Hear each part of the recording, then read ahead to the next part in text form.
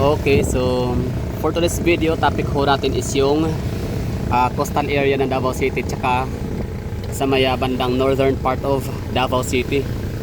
Since lagi ho tayo nakakuha na ng mga skyline of Davao, bandang ano lang no, downtown area, Poblacion District. So this time ay meron tayong opportunity na makakuha ng skyline of Davao City sa may northern part of Davao.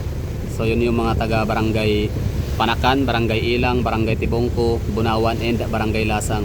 So kung sa downtown area ang may kita ho natin ng mga skyline or yung bumubuo ng skyline ay mga factories, you know, mga industrial plants.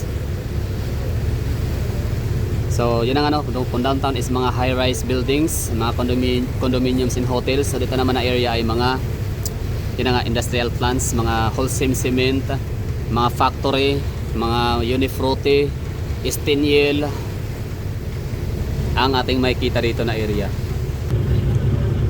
So mga barko no, mga international shipping company, international mga cargos, mga saging, di ba? May Stanfield ko ba tayo dito? Basta alam ko lang Unifruti, di ba saging yun? O Unifruti, Estiniel paggawaan ng karton. Tapos plywood sa may Barangay Bunawan. Pero ito dito, nakikita natin na to ha, hindi natin kita dito yung Bunawan. Masyadong malayo rito sa ating kinatatayuan ang Barangay Bunawan. Kaya yun nakikita ko natin dyan ay Holcim Cement sa may Tibongko, mga factory sa Ilang, Panakan.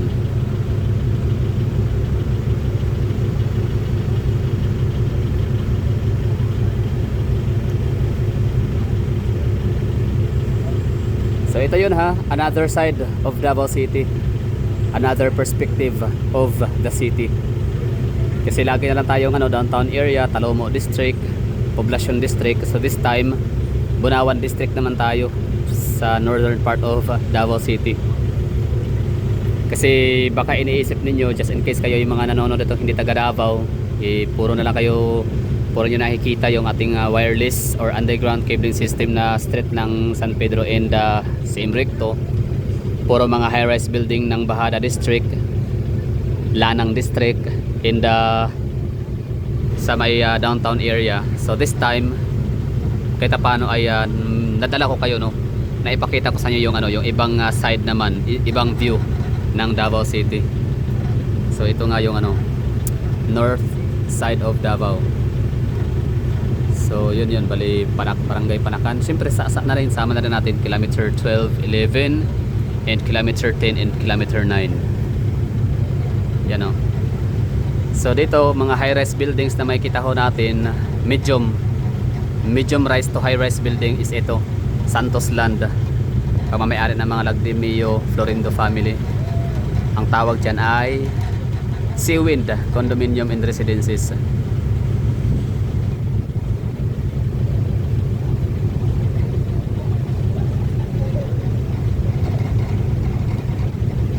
Tapos sa likod niyan ay runway, airport. Tapos ito kita natin yung yung gusali, yung napakalaking indoor arena ni Pastor Apollo Kibuloy in Kingdom of Jesus Christ, which consists of meron siyang seating capacity of 75,000 na sobrang laki nun. And ito namang mga gusali na to na nakita natin dito is yung 17 hectares ng LPO Township. Sa lang din yan, harap lang din yan ng Kingdom of Jesus Christ Compound or QOJC. Tapos dito na area, ayan, mga international shipping company. Tapos dito naman ay naval ports. Zoom in natin yan sa may Barangay Panakan yan, palengke. Tapos syempre dito naman tayo na area, so we are facing southern part of Davao, pero ang makikita pa rin ng ating camera ay parte pa rin yan ng northern part of Davao. So that's Lanang, mga kilometer 8, kilometer 7 Lanang, which is makikita natin yung ay hindi na pala Lanang, ano na yan, kilometer 10 or 9, Barrio Pampanga. Tama ba? Saksa, no? Kilometer 9 Saksa. Tama, kilometer 9, 10. Barangay Saksa, Davao City. So, diyan natin makikita yung ano, mga barko pa rin, no? Yung pantalan, yung may barko na yan, yun yung ano natin, pantalan sa Davao. Diyan dumadaong yung La Filipina Princess Sulpicio Lines, Super Ferry dati nang hindi pa uso yung mga piso fare ni Cebu Pacific. So maraming thank you no, ni ano, Go Kongwei, dahil nga talagang napakalaki, napaka-game changer ho talaga na kanyang ginagawang ano, negosyo, yung kanyang eroplano na napaka ano, budget meal. So dahil doon nawala ang ano, nawala ng tuluyan yung barko. Sakay na. 'Di ba?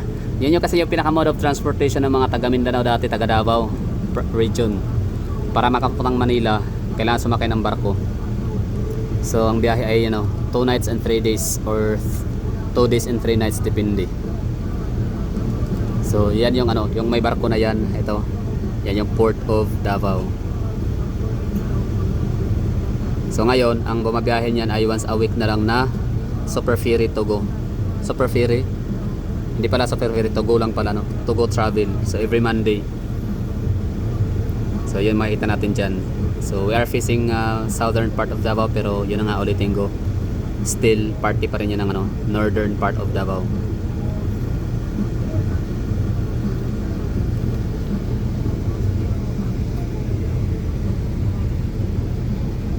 Legazpi oil, tama ba? Yung ano, yung Interco, mga ganyan, basta Cupra, Niyog, Cupra. And yan mga kabahayan. Tapos ito si Wind. Tapos mga warehouses, napakaraming warehouses sa bandang area na yan. Ito, yan mga warehouse.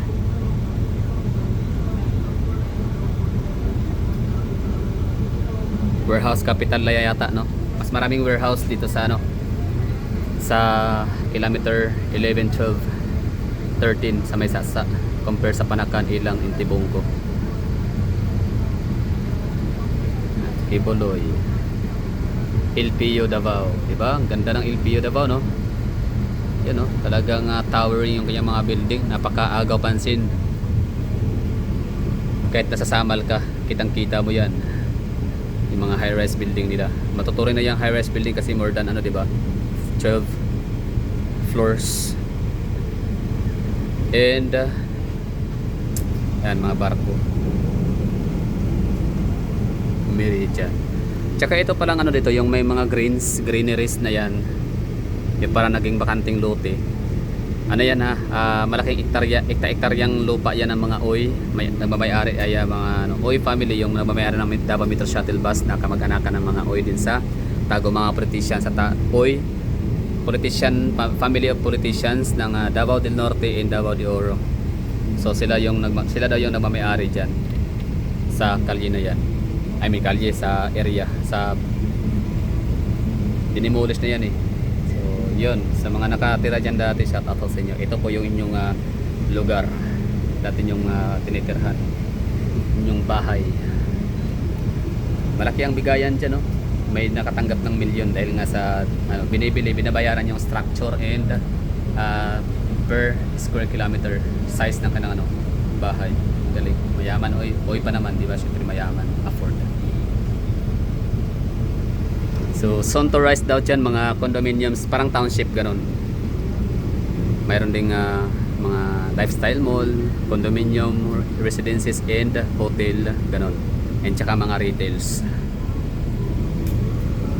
Okay, so dyan yun, Dabsam natin, Dabsam.